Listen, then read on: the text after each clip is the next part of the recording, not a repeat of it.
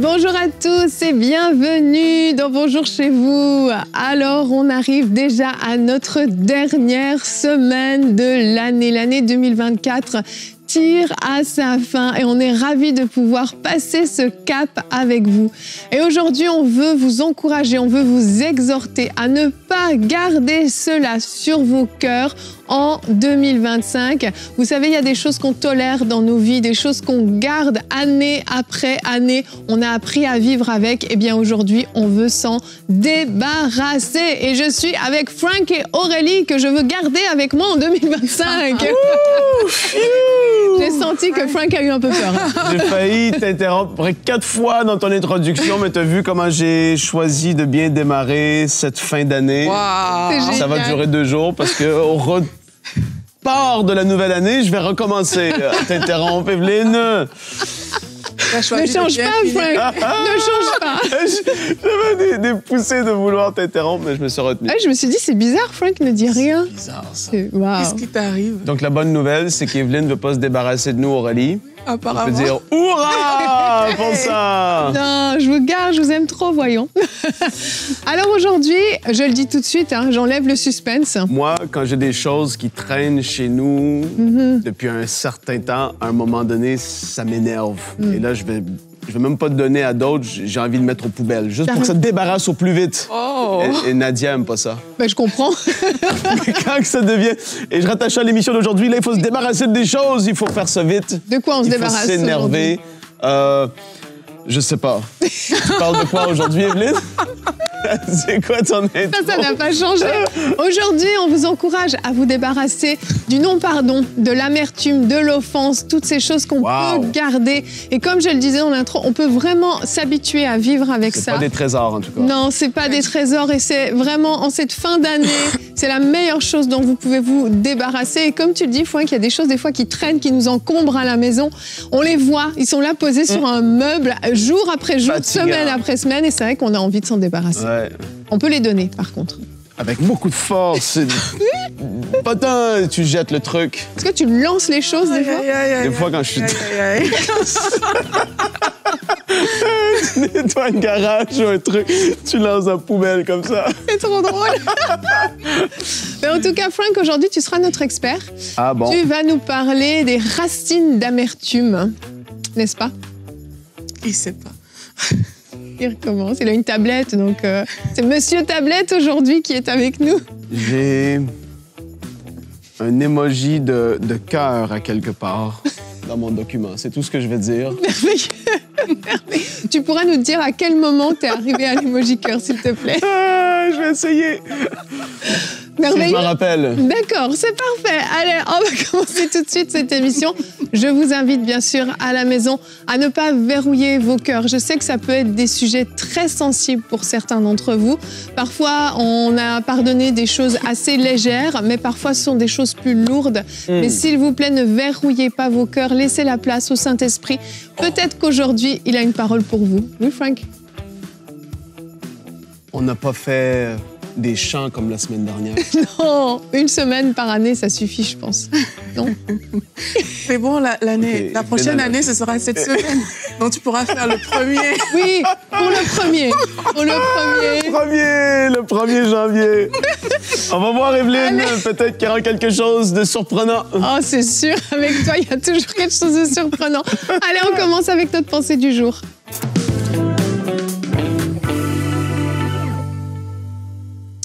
Et oui, comme on a dit, il y a des bagages qui ne doivent pas nous accompagner en 2025. Et à quelques jours de 2025, on veut vous encourager à relâcher les personnes qui vous ont offensé. On veut vous encourager au pardon. Même si la nature de la chose est peut-être difficile, même si la personne ne vous a pas demandé des excuses, on veut quand même vous encourager parce que c'est bénéfique pour vous d'abord de pardonner. Et l'un des bénéfices qu'on voit au niveau du pardon, c'est que quelquefois, et ça on le voit souvent dans nos églises locales, c'est qu'une personne décide juste de pardonner et cette personne est libérée instantanément d'un esprit méchant qui avait pris le contrôle. Donc derrière le pardon, il y a vraiment une libération qui est là, une libération dans le cœur. Et on vous encourage aujourd'hui à ne pas le faire juste pour vous débarrasser. Parce que parfois on veut se débarrasser, on dit ok, je pardonne. Mais en fait, dans le cœur, il y a quand même cette racine-là qui est là, mais on se dit, oh ben, c'est bon, j'ai pardonné, je lâche prise, mais c'est vraiment une décision qu'on doit prendre et c'est une décision qui doit venir du cœur, c'est une décision qu'on fait aussi parce que Dieu nous demande de pardonner dans sa parole. La Bible dit, pardonnez et il vous sera pardonné. Et la Bible nous raconte même cette histoire, la parabole du serviteur qui devait 10 000 talents. Et ce monsieur, on lui a remis sa dette et il a rencontré un de ses amis qui lui devait beaucoup moins que ça. Et lui, il a carrément pris son ami pour le jeter en prison. Et lorsqu'on a rapporté cela à son maître, voici ce qu'il dit dans Matthieu 18 au verset 32. C'est le maître qui a fait appeler ce serviteur et il lui a dit « Je t'avais remis en entier ta dette parce que tu m'en avais supplié. Ne devrais-tu pas aussi avoir pitié de ton compagnon comme j'ai eu pitié de toi ?» Et là, on dit « Et son maître, irrité, le livra au bourreau jusqu'à ce qu'il lui payait tout ce qu'il devait. C'est ainsi que mon Père céleste vous traitera si chacun de vous ne pardonne à son frère de tout son cœur. » Donc la Bible nous demande vraiment de pardonner et ça, c'est pas une parabole qu'on doit prendre à la légère.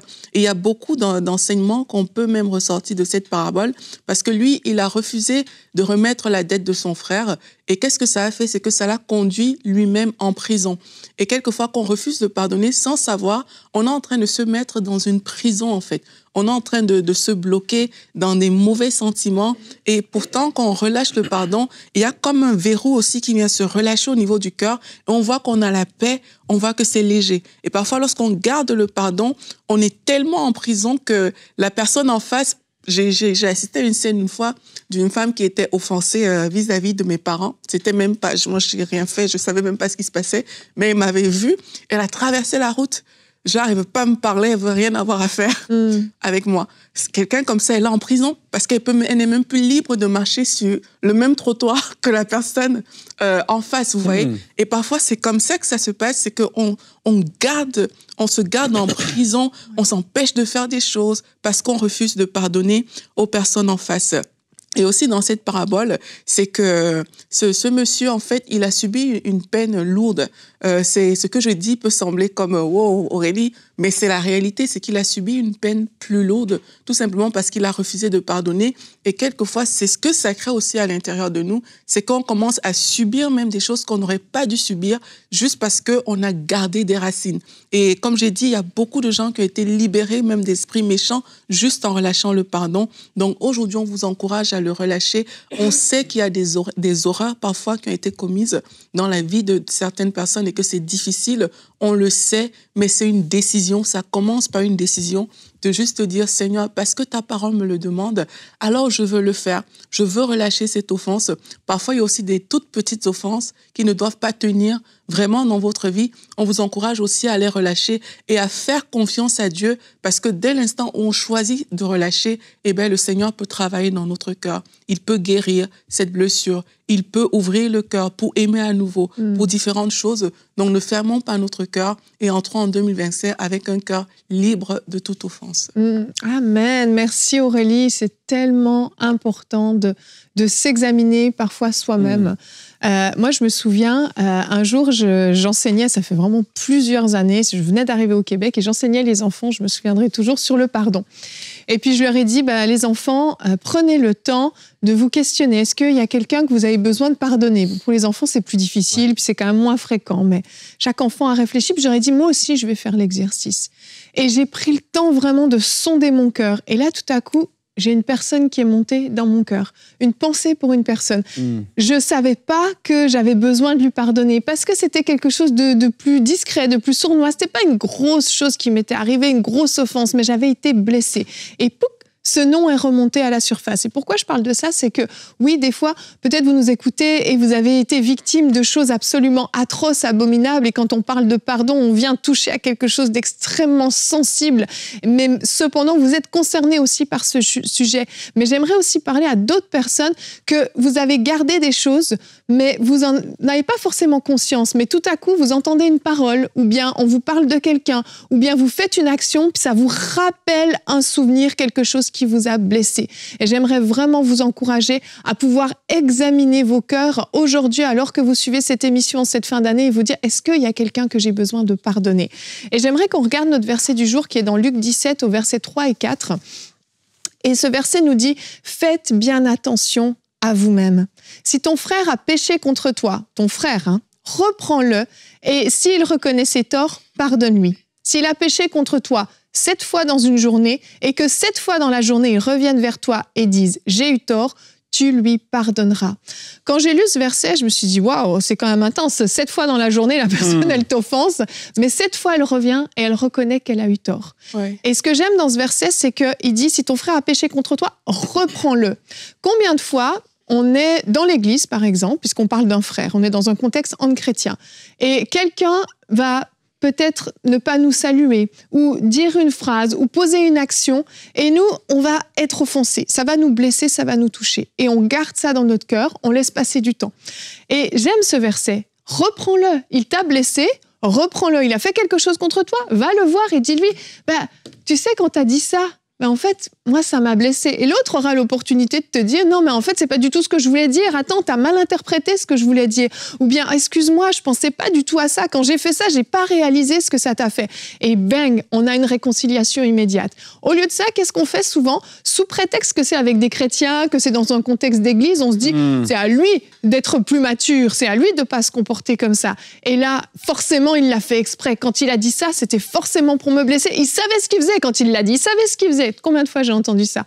Et on vient poser une interprétation sur ce que l'autre a dit, l'autre a fait, et bing, une offense. Et le lendemain, il va se passer une chose à peu près similaire, et bing, l'offense va être doublée. Et encore, et encore. Et on est piqué comme ça, de façon complètement démesurée, au point où certains, vous allez même quitter vos assemblées parce que vous avez dit « mais j'ai été tellement blessé dans cette église ». Mais est-ce que vous avez donné l'opportunité à la personne qui vous a blessé de pouvoir vous dire « j'ai eu tort ». Est-ce que vous êtes allé le reprendre, comme le dit ce verset? Je crois que c'est vraiment important. Et il y a même des cas où on reprend et ça se répète. Effectivement, et il faut aussi jusqu'à 7 fois.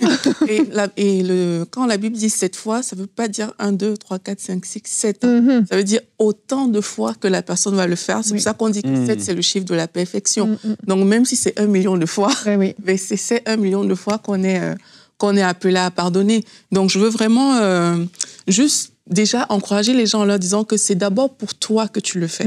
Parce que quelquefois, justement, on pense qu'on a bloqué cette personne quelque part. La personne qui choisit de quitter son église, elle pense que c'est ça la solution. Elle pense que quelque part, les autres ne valent pas la peine qu'elle continue d'être là. Mais on ne réalise pas que c'est un piège. C'est vraiment un piège de Satan pour te garder captif. Et ça, il faut le comprendre, en fait. Il faut le saisir. Il y a des personnes qui ont vécu des atrocités et qui ont décidé de pardonner. Mais quand on voit qu'il y a des trucs dans nos cœurs, il faut mettre le doigt dessus et accepter. Ça commence par une décision, de dire « je veux le faire ». Et les gens pensent souvent que ça veut dire que le cœur ne sera plus... je ne sais pas quelle phrase utiliser, mais parfois, on a quand même le truc, quoi. La douleur, elle est là. Oui. Tu vois, donc même si ce n'est pas tout de suite, mais sache que cette décision-là va ouvrir une grande porte. Et quand on fait des sujets comme ça, vous allez voir que il y a des noms qui vont revenir dans vos têtes pendant qu'on est en train de parler. Oui. C'est que vous allez voir que, mais il y a tel, mais ne banalise pas, en fait. C'est une opportunité que le Saint-Esprit te donne pour relâcher quelque chose. De juste te dire, Seigneur, je sens dans mon cœur que j'étais pas en paix avec cette personne. Et vraiment, je choisis de relâcher. Je veux pardonner et je pardonne, en fait, l'offense que cette personne m'a faite. Et vous allez voir que ça va ouvrir une porte. Et c'est vraiment ce côté ouverture-là où, dès qu'on décide, il y a un travail que le Seigneur fait. Il faut accepter que le Seigneur fasse ce travail dans nous. Amen, amen. Et on va continuer avec toi, Frank. On va creuser ensemble qu'est-ce qu'une racine d'amertume selon Hébreux 12, 15 dans la rubrique Réponse d'experts.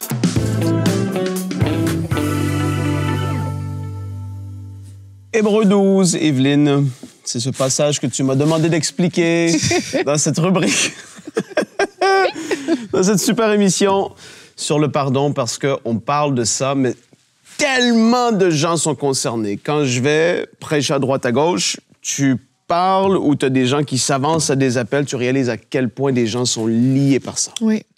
Énorme le nombre de personnes qui sont concernées par ça.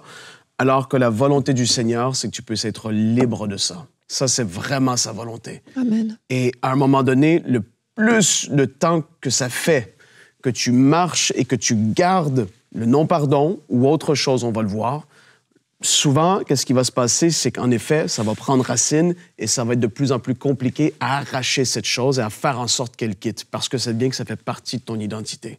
Et ça devient extrêmement dangereux. Mais Hébreux 12, et le livre aux Hébreux d'ailleurs, c'est un livre intéressant qui s'adresse à des Juifs qui sont donnés au Seigneur. Et quand tu regardes, et on regarde Hébreux chapitre 11, où ce qu'on parle des héros de la foi, Hébreux chapitre 12, qui est un passage que j'aime tellement, les versets 1 à 3, on va même les lire. Vous allez dire, mais qu'est-ce que ça a rapport avec quoi? Avec le verset 14.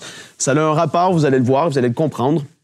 On va voir à quel point le Seigneur, ce qu'il veut et ce qu'il désire, c'est qu'on puisse être libre de ces choses. Et donc, Hébreux, chapitre 12, je commence avec le verset 14 et le verset 15 également, la version Sommaire. « Faites tous vos efforts pour être en paix avec tout le monde. » Là, tu vois, c'est tellement clair, je n'ai même pas besoin de commenter. « Faites tous vos efforts pour être en paix avec tout le monde. » et pour mener une vie de plus en plus sainte. C'est-à-dire qu'on tend vers la perfection, on tend vers être comme Christ, le modèle parfait. On tend à être comme lui, et là, l'auteur aux Hébreux, il est en train de dire, faites vos efforts. On parle de marcher par l'esprit, on parle d'être des enfants, des hommes et des femmes de Dieu matures, spirituels. On sait que l'œuvre et la nature de Dieu en nous fait en sorte qu'on peut marcher dans une vie de sainteté, etc. Mais il y a une part de responsabilité qui est la nôtre quand même. Et ça, il ne faut pas vouloir s'en dégager. Dire, non, mais l'esprit n'a pas encore fait ressortir cette chose-là en toi. Tu sais qu'elle est là. Tu sais que cette chose, peu importe c'est quoi, qu'est-ce que c'est cette chose, c'est là. Là, ici, l'auteur est en train de dire « Faites tous vos efforts pour être en paix avec tout le monde, mais aussi pour mener une vie de plus en plus sainte. Sans laquelle nul ne verra le Seigneur. » Beaucoup de choses à dire là-dessus, mais je vais au verset 15. « Veillez à ce que personne ne passe à côté de la grâce de Dieu. » Et là, il parle à des chrétiens. Il ne parle pas des incroyants. Il parle à des chrétiens. Veillez, et ça, c'est-à-dire entre vous, dans la communauté qui est la vôtre, dans laquelle vous êtes. Et quand il écrivait à eux, c'était un groupe de personnes comme aujourd'hui, on est ensemble dans cette émission. Vous assistez à une église locale. C'est comme si ce message est en train d'être dit. Veillez à ce que personne ne passe à côté de la grâce de Dieu parmi vous. Les frères et les sœurs aujourd'hui, faites attention. Et là, il continue. Qu'aucune racine d'amertume ne pousse et ne cause du trouble en empoisonnant plusieurs d'entre vous. Il dit, fais attention que personne ne passe à côté de la grâce de Dieu et qu'aucune racine d'amertume, c'est-à-dire que quelque chose qui est planté, mais qu'on ne voit pas peut-être tout de suite ou qu'on pense tellement insignifiante qu'on la laisse là où on se dit, j'ai pas envie de traiter ça parce que c'est une toute petite chose, mais il dit, faites attention parce que cette racine va à un moment donné pousser. Et ce qui semble être souterrain, sous la terre, au début, tu ne vois pas la racine, mais il y a quelque chose qui est là. Dans mon gazon de ma maison, les filles, quand j'ai des mauvaises herbes, ça m'énerve parce que tu penses que ton gazon est beau, mais soudainement, il y a quelque chose qui sort au mois de mai, au mois de juin, au mois de juillet, et il y a des saisons même où est-ce que les mauvaises herbes sortent, et tu te dis, mais c'était pas là la semaine dernière. Et c'est sorti soudainement et ça paraît. Oui. Et là, c'est ce qu'il est en train de dire. Faites attention parce que tu le vois pas ou tu le ressens pas trop, mais ça va pousser. Et lorsque cette racine d'amertume va sortir, elle va causer du trouble en empoisonnant plusieurs d'entre vous. Une autre version, la seconde 1910, qui est très, très claire par rapport à ce passage, nous dit que la racine d'amertume, faites attention qu'elle ne produise pas de rejetons, qu'elle se multiplie ou qu'elle fasse en sorte qu'il va y avoir d'autres choses qui vont sortir avec elle, parce que ce ne sera pas juste l'amertume. L'amertume va commencer quelque chose et ça va venir qu'à produire d'autres choses qui vont être terribles et dangereuses pour les autres.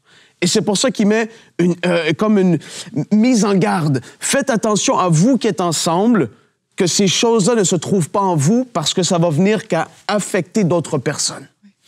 Et une personne amère, lorsque tu vois, tu le sais. Il y a des personnes qui sont rendues plus vieux, plus âgées, qui ont marché avec comme une racine d'amertume qui était là.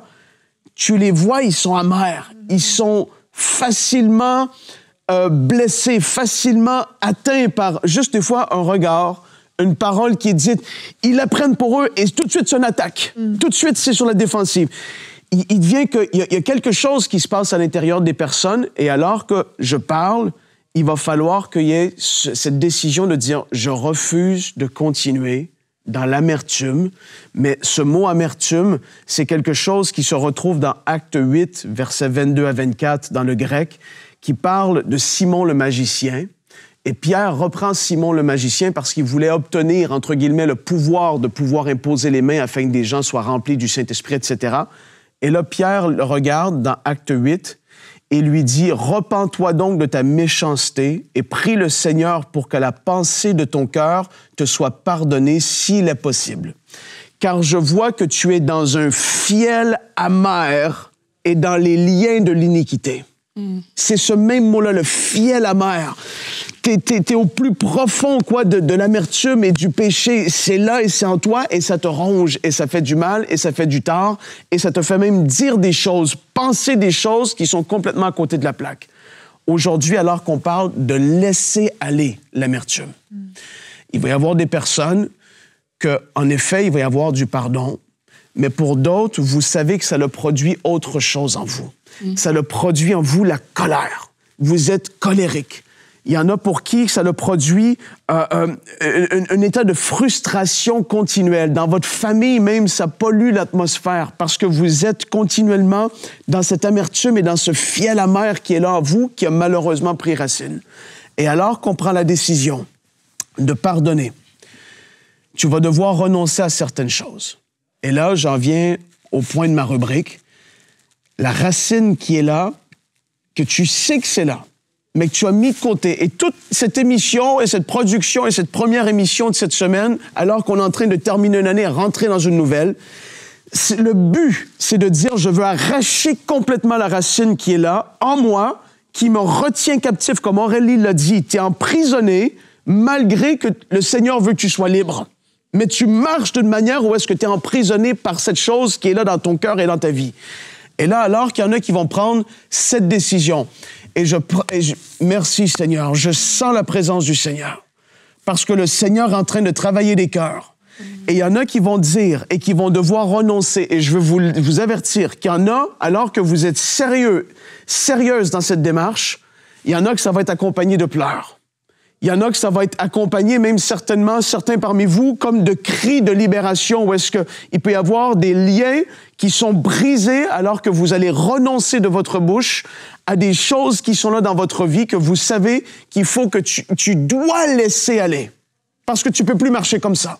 Parce que tu sais que tu veux plaire à Dieu et que Dieu, dans sa parole, il est en train de dire « Faites tous vos efforts pour marcher d'une manière qui soit de plus en plus sainte. » Et tu sais que pour être de plus en plus comme Christ, à l'image de Christ et manifester le fruit d'esprit, ça demande de relâcher ça. Mais tu n'as pas envie parce que tu as été blessé. Ça te fait mal, ça te fait quelque chose.